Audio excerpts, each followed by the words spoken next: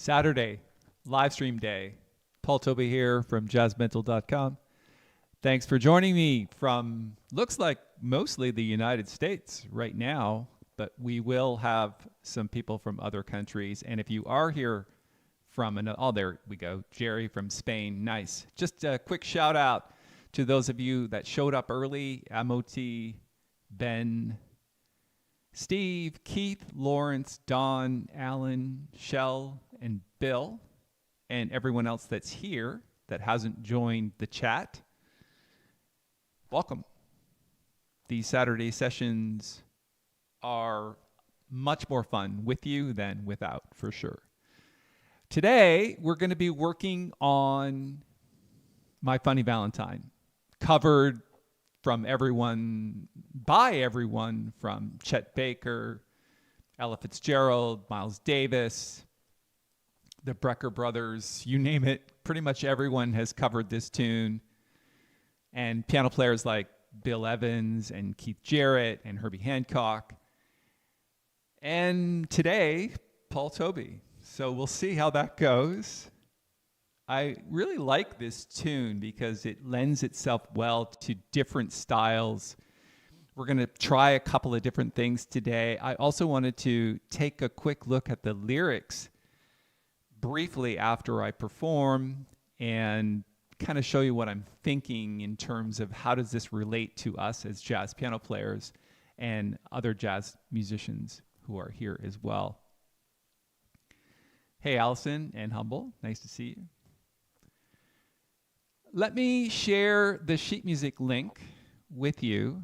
I am going to copy it quickly, that I forgot to do, and pin it to the chat. Now, this sheet music is a transcription of one of my solos. It's only one chorus, but I think there's a lot of language in there. And just as I do that, I'm also going to do a quick sound check. So let me pin this to the top of the chat. You can go and download that. And as you're doing that, please check out the sound of the piano.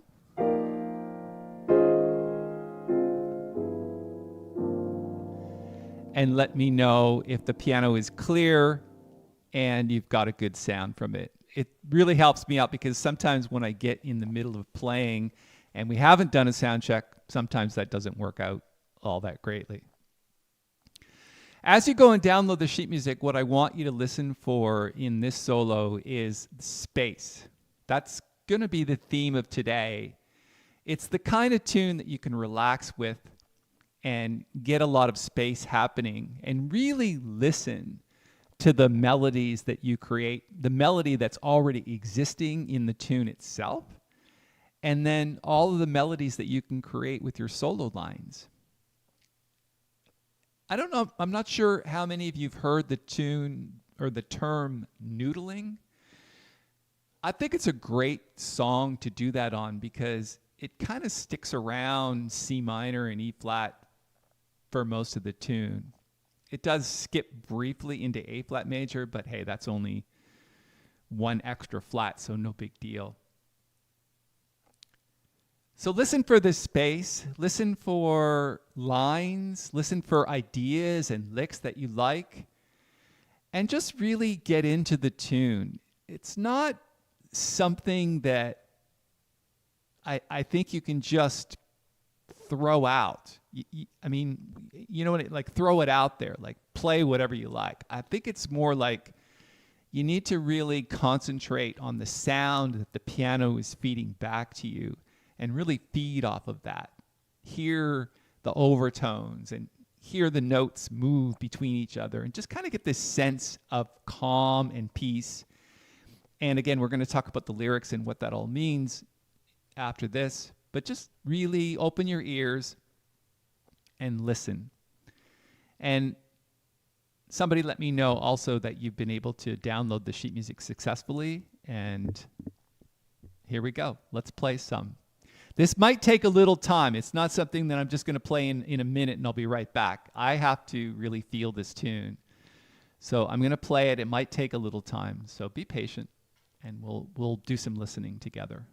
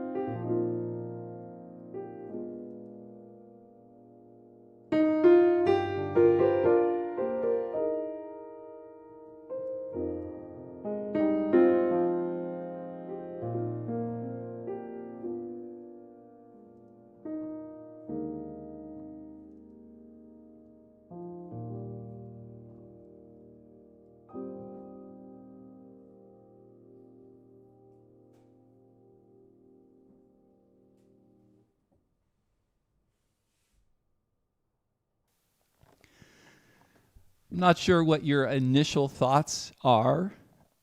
Definitely left a lot of space, especially in the beginning. And in between some of the lines, I'm not sure if you noticed, but if a line finished, for example, let's say we're doing a quick 2-5 of C minor, just leave a little space before the next line starts.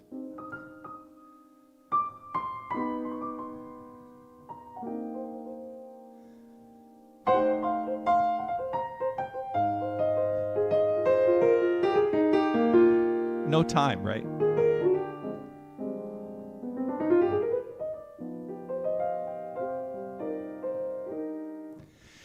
And so you're giving the lines and the sounds of those lines a chance to breathe a bit. So that's what's, I think, really interesting about this tune, because sure, the entire first 4 bars is C minor, and you have to make something interesting out of that. I think obviously the line cliche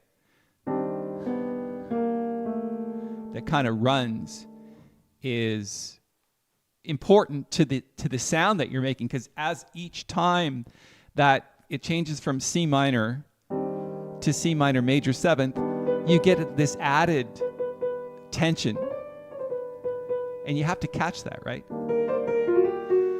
And then it gets to F7 with a sharp 11. Listen to that chord. You know, it's just the way that those chords mesh with each other is mostly C minor, but just that added extra note or change in notes between the chords and the modes is a really interesting thing to mess around with. So just think about that for a second.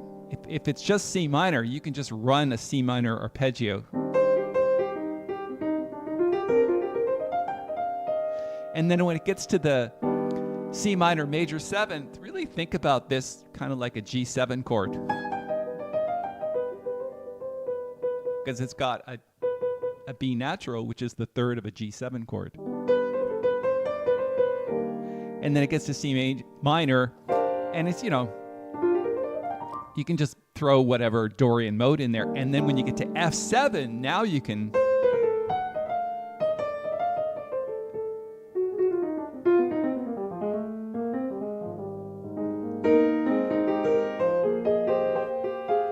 and then a 2-5 of C minor, and really play around with that D half diminished 7th chord.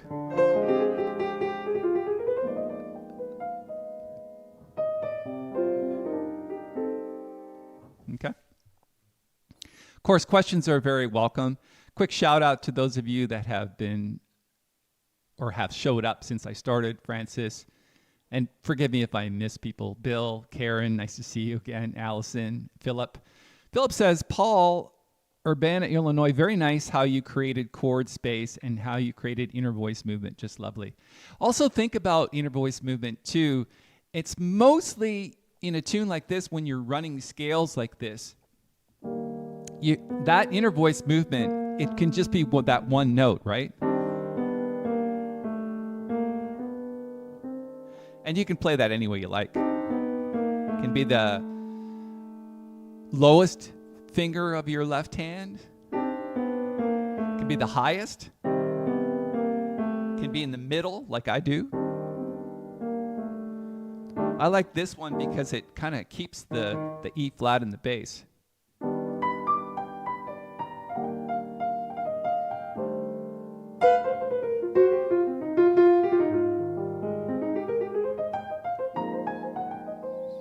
And then again, really play around with this D half diminished 7th chord.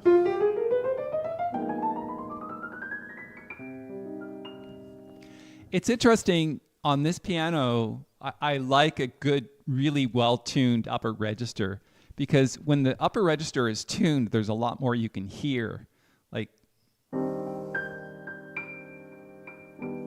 these notes are very much in tune. Even the highest note.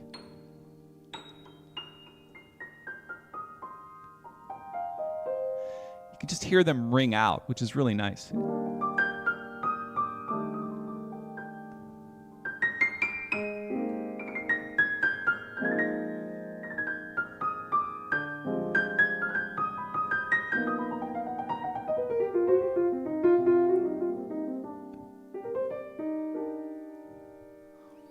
Modi says, a year ago, this was foreign language to me about how the changing of the chord dictates what scales are appropriate. Please note, I'm hearing it as well. Thank you, Paul. You're very welcome. There's one thing I wanted to share with you. I know I get very technical in these things, but I want to share a little bit of jazz philosophy about how to tackle and how to really think about a tune like this. So the first thing we're going to do is just quickly show you the lyrics to the tune. I took a screenshot of this earlier. And I want to really just focus on the bridge. So when it's like, you're talking about a woman's figure, right? Is your figure less than Greek? Is your mouth a little weak when you open it to speak? Are you smart?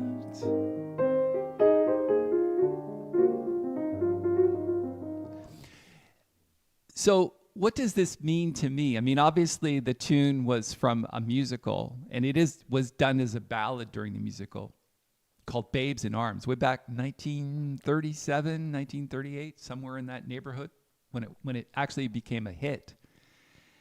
And when I hear the lyrics, regardless of what happened in the musical, which I don't know very well, I've actually never seen that musical. I'm not sure if anybody here has, called Babes in Arms.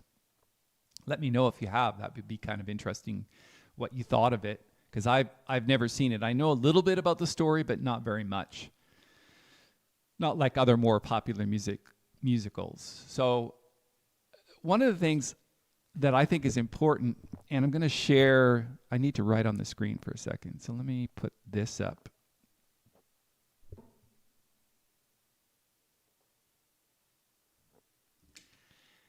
And to me, I mean, we're going to talk a little bit about energy for a second. This line here is called the median line of energy. And of course, there's a lot going on in this tune, a lot of energy that kind of starts low and builds. But what I want to talk about specifically is the energy of playing. Because a lot of us struggle with playing. And we a lot of times play and we don't like what we're hearing. And so what I'd like to do is just talk briefly about how to overcome that a little bit. Because anything that follows below this sort of what we call the median line of energy, and energy is everything. I love that term. I learned that from Harv Eker. If you take everything on planet Earth and you take it down to molecules and atoms and subatomic particles, the space between the particles themselves is much more vast than the actual particles. For example, water is hydrogen and a couple of atoms of oxygen.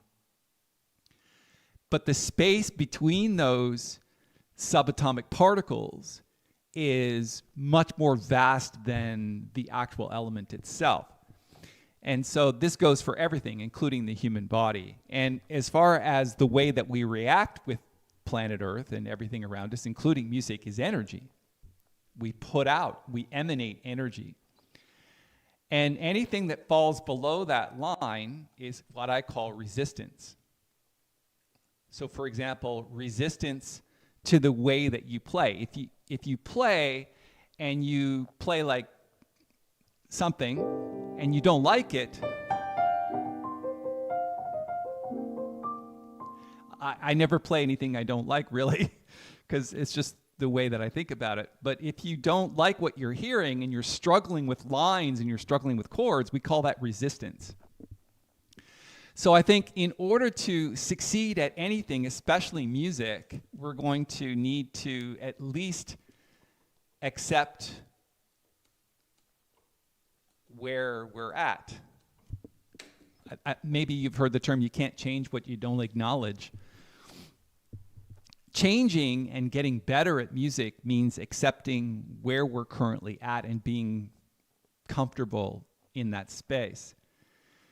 Acceptance, however, is the minimum amount of energy And of course, resistance is energy. And I don't know if you've ever heard the term, what you resist will persist.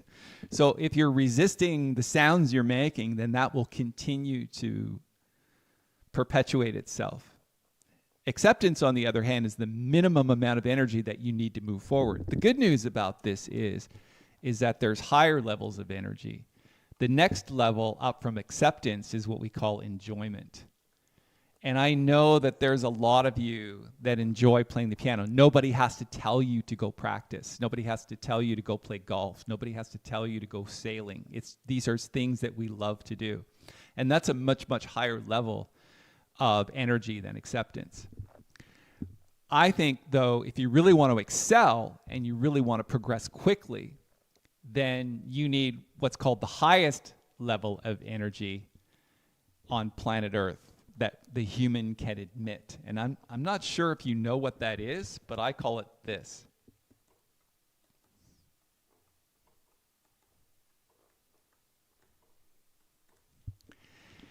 Enthusiasm, I think it's what I have to the craft. I'm enthusiastic about recording, enthusiastic about helping you progress, enthusiastic about playing the piano just by itself with no reason other than just to play.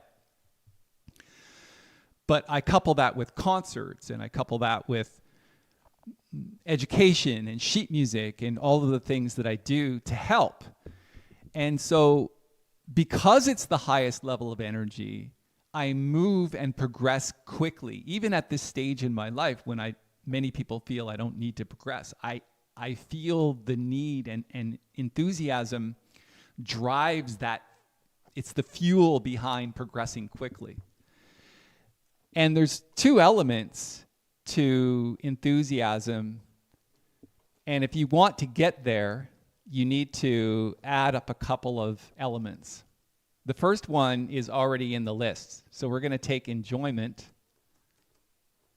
because that's a pretty high level of energy. Again, do what you love and you'll never work a day in your life, kind of thing. If you've ever had a career where you've done what you loved, then you really didn't work. So it has to have an element of enjoyment. But you have to add something to that, because a lot of people do things for fun, but they don't progress very far, very quickly. And if you do want to progress and you do want to get to that level, then what I would suggest is you add a single element to that, and that is what we call a big goal. And I want to make sure that you're actually seeing this. Yes, you are. Because it's a screen snip and it's cut out and smaller on your screen than it is on mine. So, big goal plus enjoyment equals enthusiasm. Now, if you're going to think and you're going to create a goal, it might as well be big, because nothing ever big got created with a small idea. I don't know, shoot for the stars, you'll at least hit the moon kind of thing. I would suggest to you that many of you as players should pick some kind of goal and put a timeline on it. Like, I'm going to measure my progress by September the 7th, which just happens to be my birthday. I just kind of threw that out there. And make it big. Maybe you want to perform your first concert. Maybe you want to record, go into the studio. Maybe you want to set up your own teaching studio. I'm not sure what it is, but anything that you create, I think, should have an element of helping. If you help enough people get what they want, you can have what you want. And part of music is sharing your knowledge with other people and making sure that everyone around you is progressing at a rate that is acceptable for everyone, not just you. And I think this is what makes good teachers. I'm not sure if you would agree with that, but great teachers are the ones that really care about the progress of their people. And they want to spread that as far as they can, which is really why I started these live stream sessions. to kind of reach those of you that want to progress. And we're getting away a little bit from the technical aspects of music, because I think this is more important from a progression standpoint than understanding all the harmony in the world, because you don't need a lot of harmony to play this. This is just simple C minor stuff.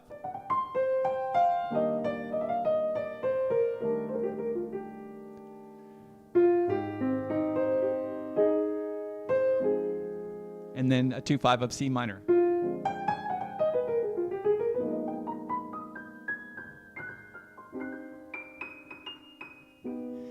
And so the concept of noodling becomes there's a lot of enjoyment in that, because it's simple to do. And I would say pick some kind of goal out of that. You want to record this tune and present it to somebody, maybe present it to me even, would be great. For those of you that are in my advanced masterclass group, I would love to hear your take on this tune, and just submit it to me. Maybe that's your goal, I'm not sure. But what I'm suggesting to you is that, just like the song, where you're kind of critiquing music, music is a little Greek, and it's a little weak, and it's a little this, and it is what it is. And when you critique something, including your own playing, include an element of other people in it. And I'm not sure what you take from that, but maybe we can talk about that in the chat. I'm not sure if you're actually hearing me.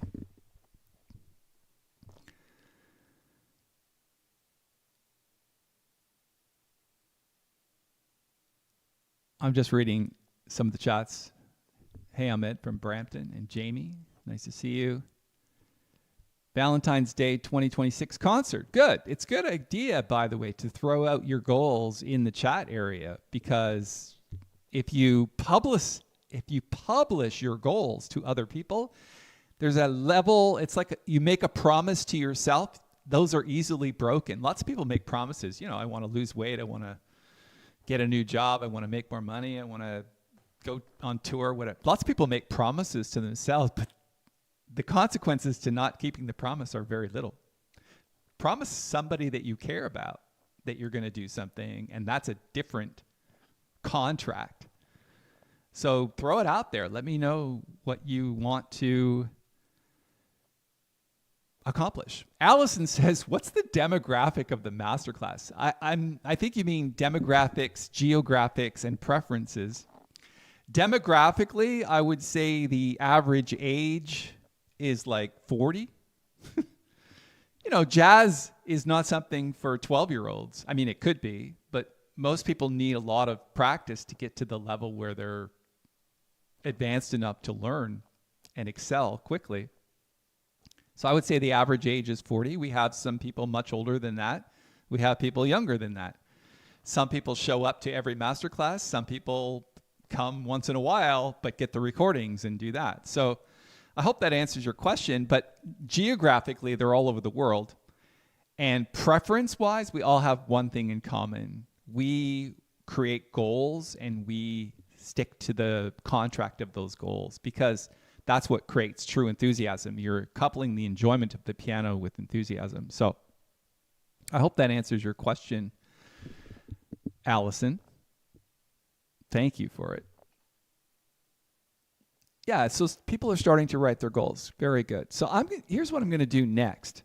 I'm going to take this off the screen, and it's really something that I just wanted to share with you, because that's the type of person that I am. These are things that I believe in. I think sometimes the soft skills progress you further than the hard skills. Piano is a hard skill. But the way you think about it and the way you internalize the energy of playing, that's a much more great feeling that can progress you much quicker than any scale can. Yeah, I like the fact that many of you are getting philosophical. It's perfect. And I hope you can all read the chat, because I can't repeat everything, but yeah, read it. because it's interesting.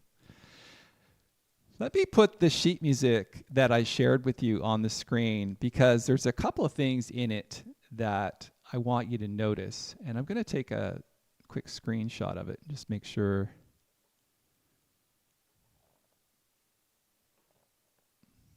I have to close that one. And then hopefully this one will open for you. Did it?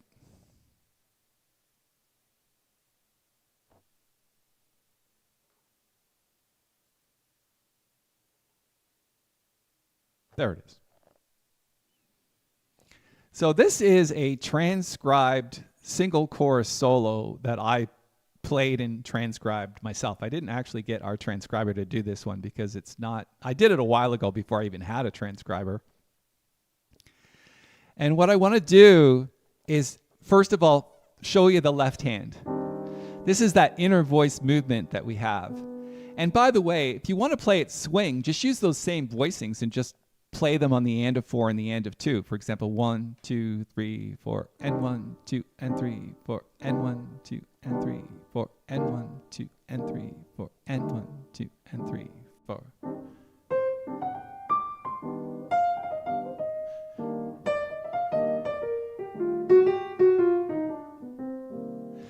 So you'll notice that this is typically the way I play, right?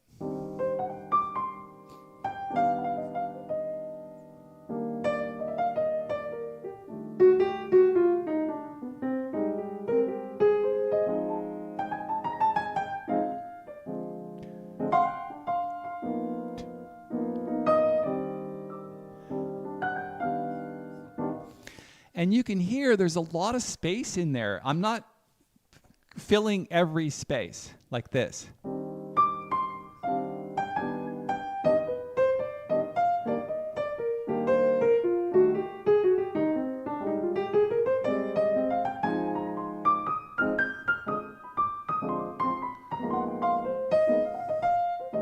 It's okay, but there's not enough time for the ear to process each of the phrases. So listen one more time.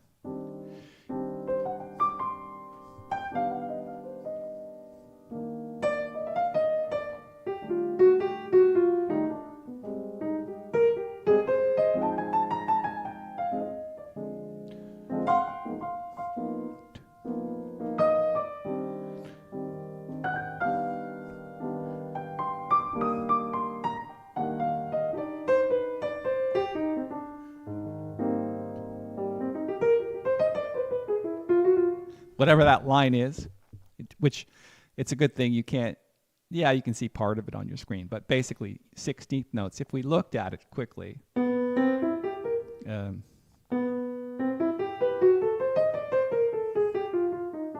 something like that.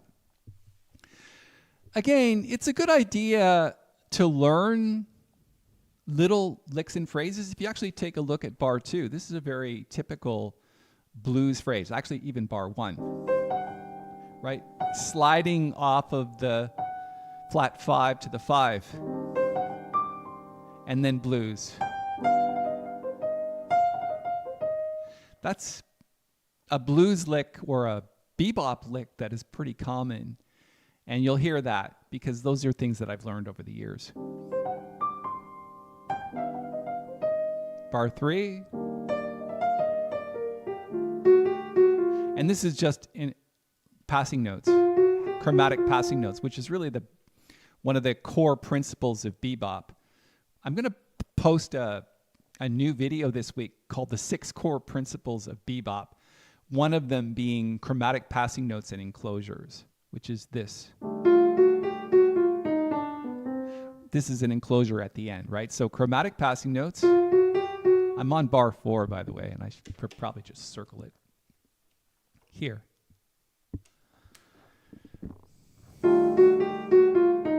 Enclosure, right? So you're enclosing the destination note, which is C of the A flat major chord, this note right here.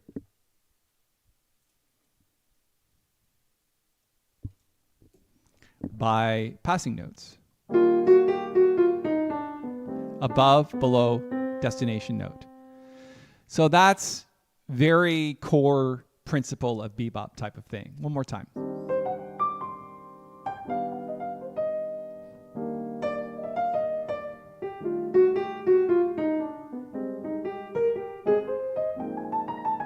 This is Bill Evans here.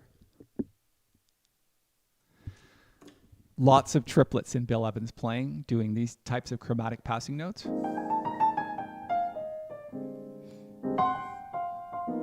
And this is blues. Double stop blues, right?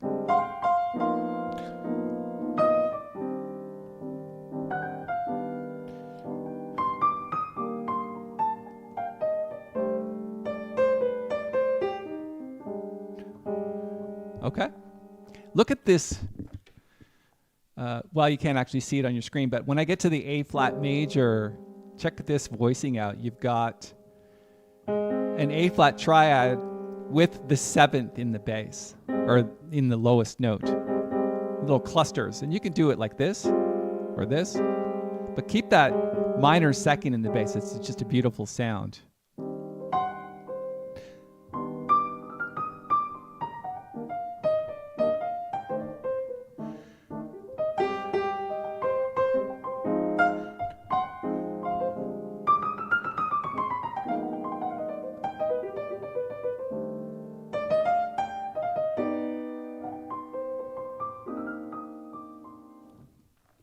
Let's go back to the chat and see what's going on.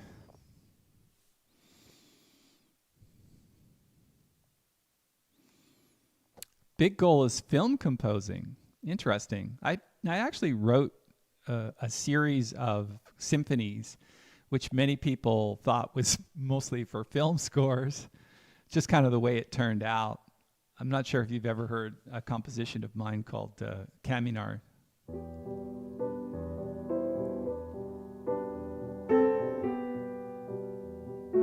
It's about the Camino de Santiago and my walk across Spain.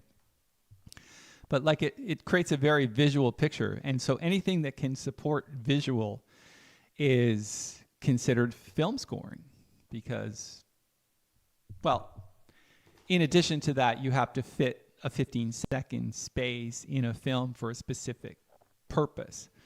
But a lot of times, if the background music supports the plot and the characters and the building of the epic battles, then that makes good film music. So I wish you well with that. I think it's a great goal. I was voicing the left hand differently than this, says Larry, but I like this one better. Well, you know what? It's just different. It's not better. Different is better than better. So just do things differently and you'll get a different sound. There's a very different sound, right, when you do an inner voice, because the bass note changes. So I like the inner voice idea. It kind of creates a little bit more tension and a little more interesting sound.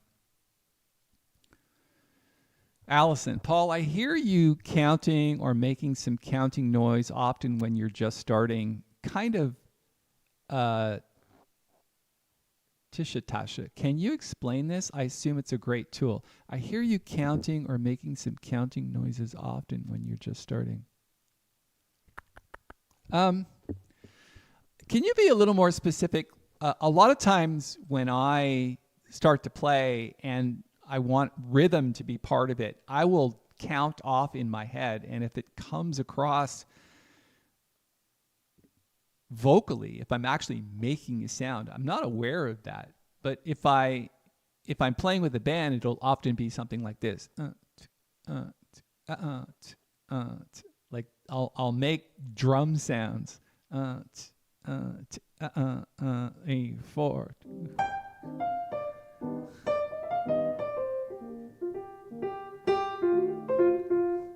And that's what I'll do. I'll be counting off in my head. And a lot of times I'll also be like, maybe you can hear my foot kind of hitting the floor. But yeah, I'm just counting off. So yeah, Allison, sounds like you got the answer to your question. Good. Dominic says, the solo part of this song can be compared with the piano in This Masquerade from George Benson. Yes, it can. The mood and the way you play look alike. Yes, they do. It's been a long time since since I played this masquerade. I should actually pull it out and maybe do a masterclass on that.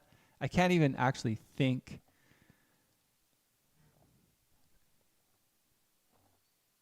I would need to take a brief look at sheet music, and yeah, but the styles are definitely similar for sure. I think this masquerade tends to be more straight eights, whereas, yeah, if you're playing a ballad with My Funny Valentine, it's definitely straight eights, but there can definitely be swing in there as well, which is not so much in this masquerade. Are we really?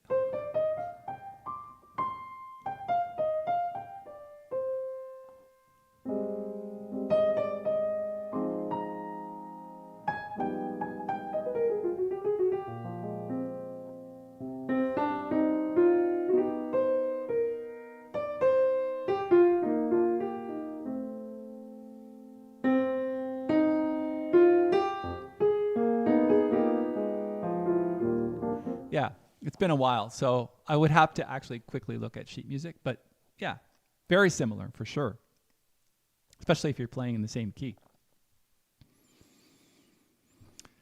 Rich says, or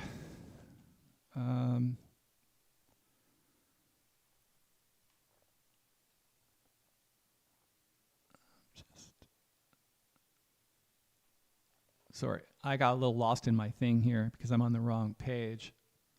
I should be looking at OBS versus the actual live stream. A little clearer to read.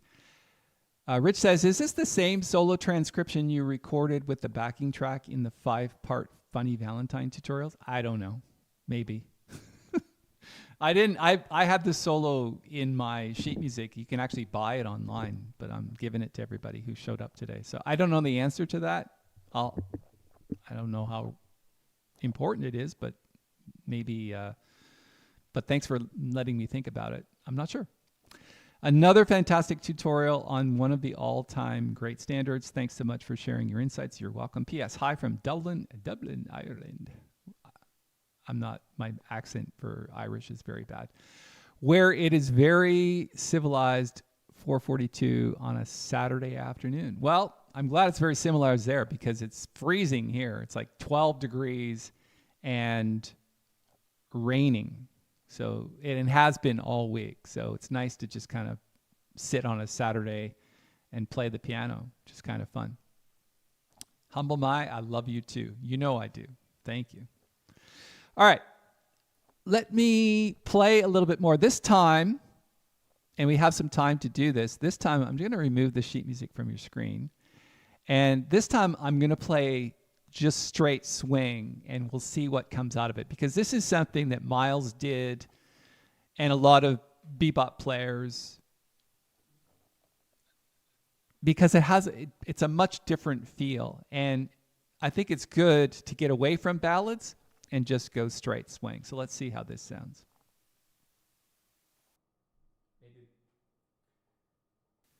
Think about the sounds that you hear in this, and then maybe we can talk about some of the things that are happening after I finish this.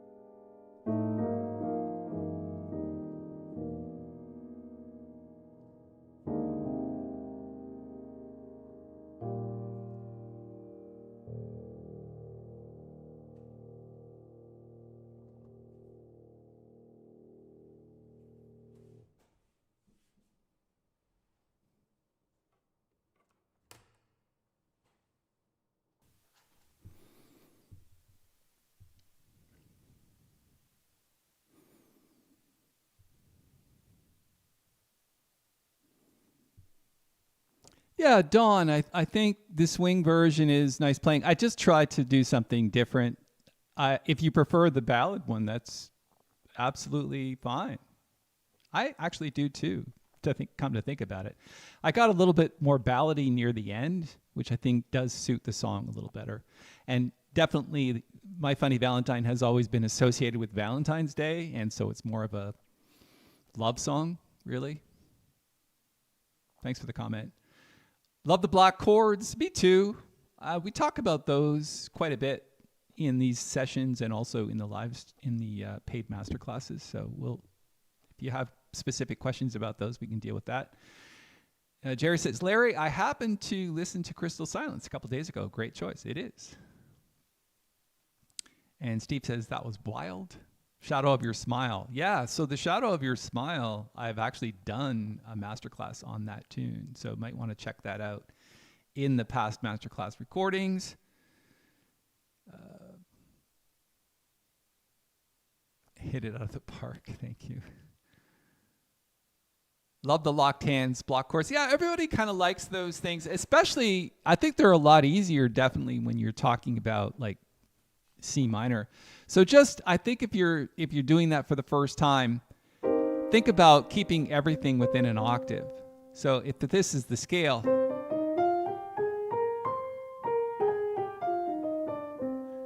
you're talking about a simple melodic minor scale. Just keep your chords within that.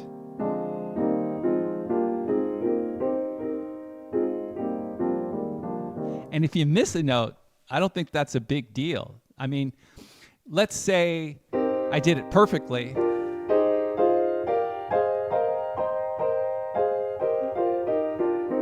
And then I did it imperfectly, you're not going to hear the difference. Right? Doesn't matter. What matters is that the idea is there and you're not hitting specifically notes that wouldn't fit. For example, like if we threw in an F sharp, right? You can hear how it kind of grates, right? So just kind of stick to whatever the key is.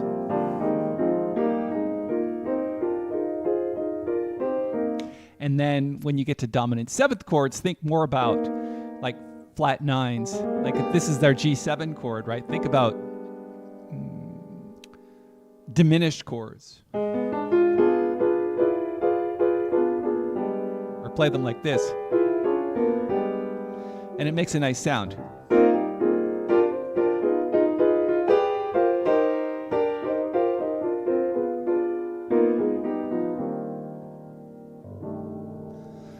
Kind of fun, right? And not particularly difficult to do. So have fun with that. Played bass along with me, John. Nice, thank you. And the pedal tones. Yeah, these. The bridge is a good place for that, right?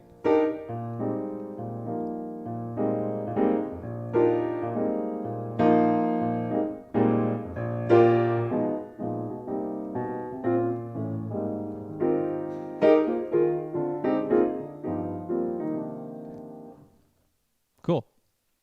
Nice sounds. I think we're making some cool sounds today. Jerry, I'd be interested in a transcription of one of those versions. They are so both interesting. Okay, I will get that off to the transcriber. Let's take a vote. Who wants the ballad version and who wants the swing version? I can't ask for both. So we'll get the transcriber working on one or the other. It's your call. I'm just throwing it out there as a quick vote. So let me know in the chat area which one you would prefer. Remember, the ballad one was like this.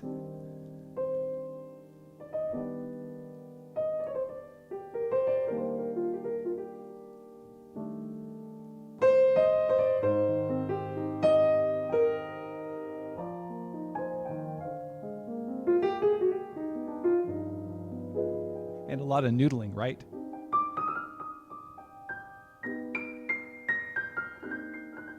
Kind of that sound. And then the swing version was more like driving swing, medium, low speed to medium speed.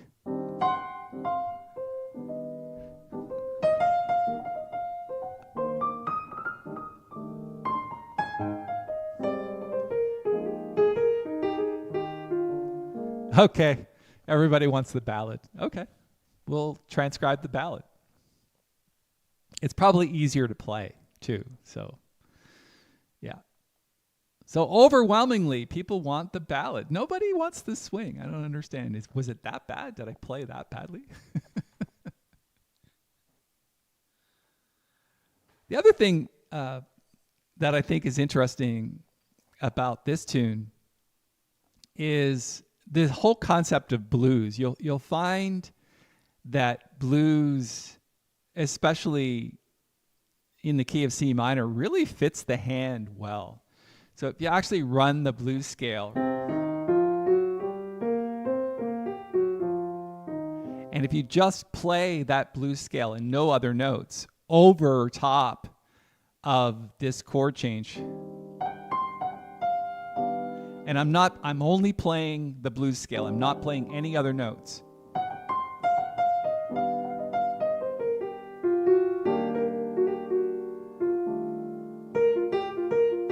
And even when you get to the A flat, just keep on the C minor blues.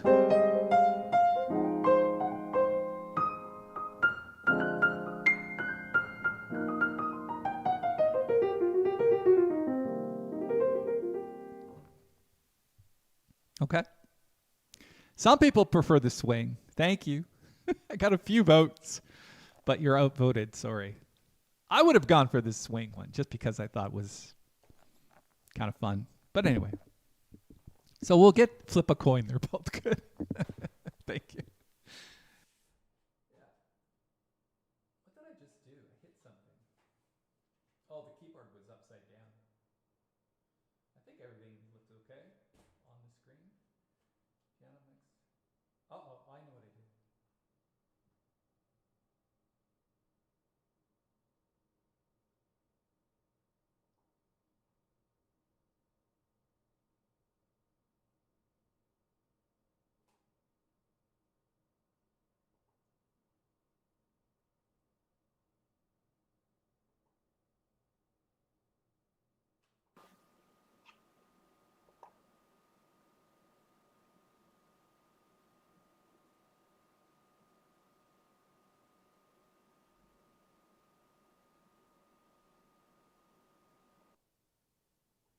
Check 1, 2. Are we back? I don't know. I think I somehow the keyboard was upside down, and I think I hit something and it deleted the vocal mics. Can you hear me now? Hopefully I'm back. Please somebody let me know, because I don't know if it's the same volume as it was before, because I had that set somehow. I think I might be able to turn it up if I need to, but let me know quickly if you can hear the vocal mic okay.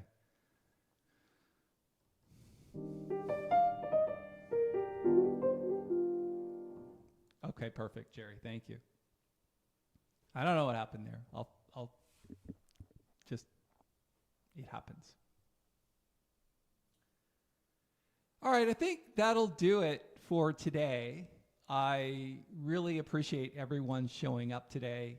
We did play a couple of times. We've decided that you want the ballad transcription. I'm going to have to pay to get that done, so hopefully you'll be okay with a small fee to help with that. That would be great. And for those of you that are thinking about Nancy, thank you. She sends her love. And yeah, let's play a little bit back with the ballad and I think just a little bit of noodling, and then I'll come back and say goodbye.